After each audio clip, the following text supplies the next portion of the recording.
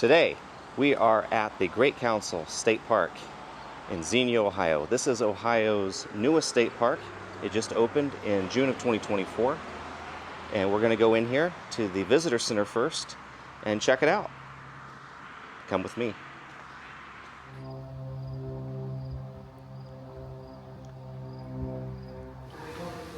It says here that Tecumseh, the name Tecumseh, translates as panther in the sky or panther leaping at prey. It's a pretty neat sculpture.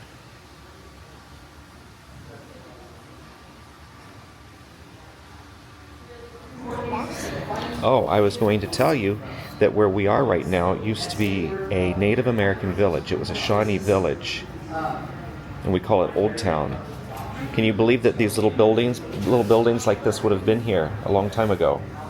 People would have lived in them and had a whole town. Was there a bathroom? I'm sure that they had some sort of bathroom of some sort. I don't know how that worked for them.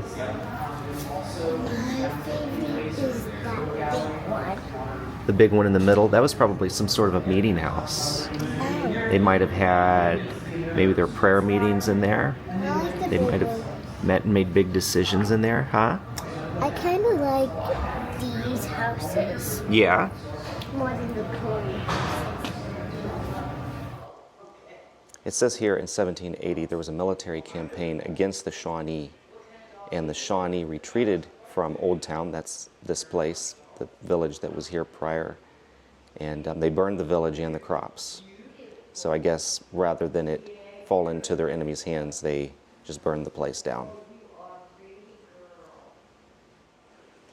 In the 1950s, a hotel was built here, a motel, the Tecumseh Motel.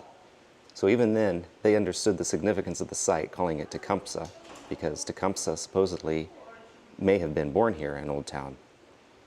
The motel was eventually taken down, and that cleared the path for this new state park.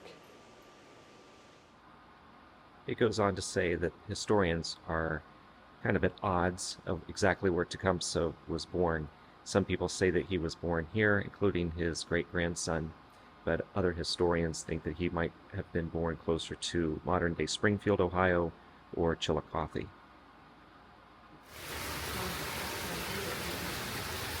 What kind of fish are these, Nick?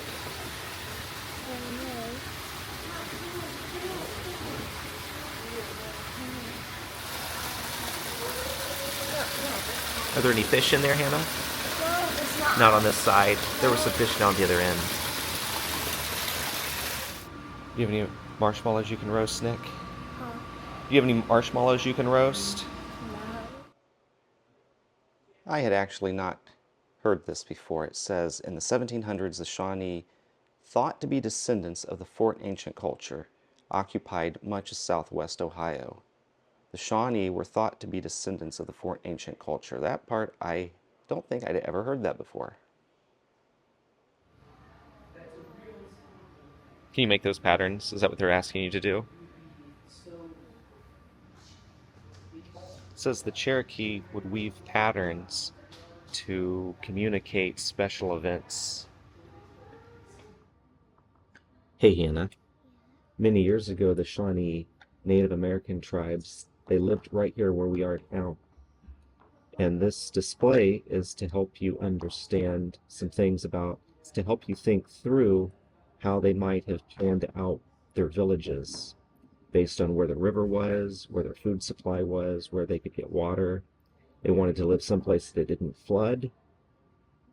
Yeah, you're doing it right. And you weave them through each and every one of these. Is it kind of hard? And fun. It's kind of fun though too. It's really fun and kind of. At what age were Shawnee children given their names? When were you given your name? When I was first born. When you were first born. Sure, we named you even before you were born. When do you think they were given their names? They were first born. About 10 to 12 days after their birth. I wonder why that was. Do Shawnee children keep their names for life? We keep our names for life, don't we? We hardly ever change them. Not usually, though. As they grow older, they could select their own name. Huh?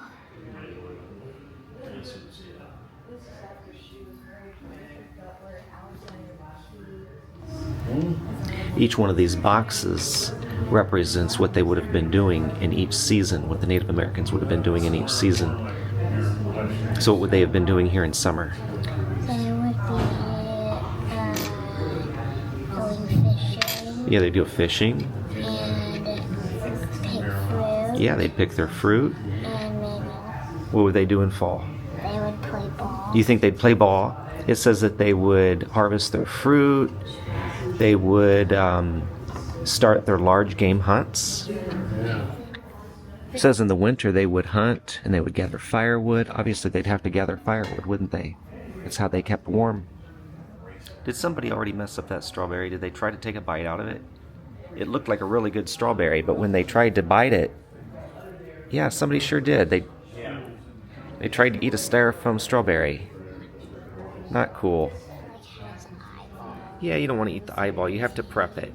Because if you ate it just like that, if you ate the fish just like that, if he was swimming along and then you just took a bite out of him, it would be scaly and he'd have eyeballs and he'd have bones and he would have like a stomach and a liver and all those sorts of things inside him, and it probably wouldn't taste too good. They have a nice little reading nook over here, don't they, Hannah? Or are they cutting her hair and they're making her go to school with white people? This is what they were talking about. It says during the removal period, many Native children were subjected to the United States practice of cultural stripping and reconditioning. So basically, they would take kids, put them in white civilization types of schools. That was to essentially take them out of their own culture and put them into the white culture. And so that was, I'm sure, unhealthy for them. If they practiced the native traditions, spoke their language, or expressed their identity through clothing or hairstyles, they could be severely punished. There's a lot to the story of the European settlers pushing the natives out of the area. One of them here, removal by inches and miles, in 1784, shortly after the destruction of Old Town, 4.5 million acres of land within the Ohio Territory was handed to Congress to pay veterans for their service. But the tribes of Ohio hadn't surrendered their claim on those properties until 1795. So basically the U.S. government was giving away property that, they questionably had claim to. The famed Davy Crockett apparently was a Tennessee congressman, and I didn't know that. He had voted against the Indian Removal Act of 1930. And here in Ohio, it says that both senators and 11 of 13 House members voted against the Indian Removal Act of 1830. Despite Ohio's opposition, the bill passed and was signed into law. That bill was signed by Andrew Jackson, and it authorized the forcible removal of tribal nations from ancestral homelands west of the Mississippi. In Ohio, there had been strong non-native opposition to the forced removal of tribes. Nevertheless, the act passed, though not by many votes. It was a blow to the Shawnee and other Ohio tribes that had sacrificed everything to remain in their homeland. Hannah, this is interesting. This talks about Caesar. He was the man that Caesar Creek was named after. This is more about the story of Caesar Creek. There was a Reverend David Jones in 1773 who recorded the name in a journal. He had been looking for a translator to help him spread gospel. During 1780 land survey of what would become Caesar Creek State Park, Robert Todd, a land surveyor, notes that he simply recorded the name for the creek and local usage by the Shawnee. So the Shawnee were actually calling Caesar Creek, Caesar Creek. This state park is on the grounds of a town that was called Old Town. This was a Shawnee village, and it actually only lasted a few years. It started in 1777 and 1780 was gone. So it's not like people had lived here for hundreds or thousands of years on this particular piece of land. This historical marker was placed at this site in 1930, and it suggests that there was an Indian village here, a Shawnee village here until 1807. However, more modern analysis says that the village was probably only here until about 1780. But even back then, even in 1930, people realized the significance of this area needed to be marked. This is also an old marker. This was put up in 1931 and memorializes Daniel Boone. This stone marker was placed in the area back in 1906 by the Daughters of the American Revolution. Highlights the presence of Old Chillicothe, the Shawnee village, which according to documentation existed from 1777 to 1780. The monument claims to have marked the exact location of the council house. However, that location has not been confirmed by archaeology.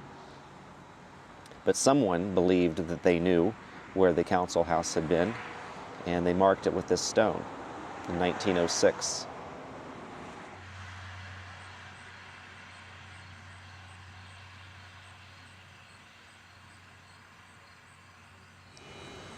So now walking away from the visitor center / interpretation center, they have a series of trails, and one of the trails goes down to a lookout over the Little Miami. So I'm going to take a look down that direction and see what it's like.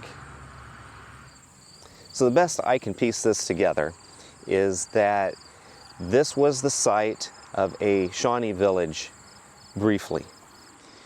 The town or the city had existed in other locations over many, many years, but as the European settlers came in, they kept getting pushed around, and they had sought out a location to resettle, and they had selected this spot.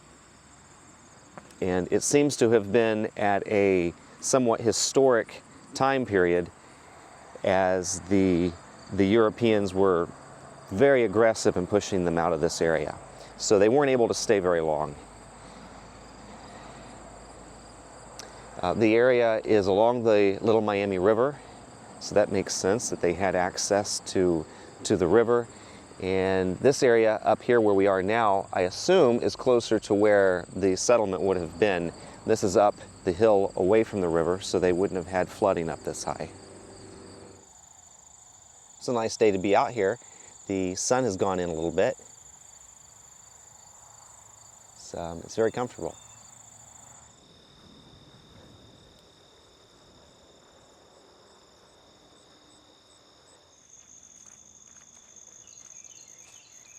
So it looks like this is the end of the trail. I think that it said it was, I don't know, 3/10 of a mile to get down here, so it's not a very long trail.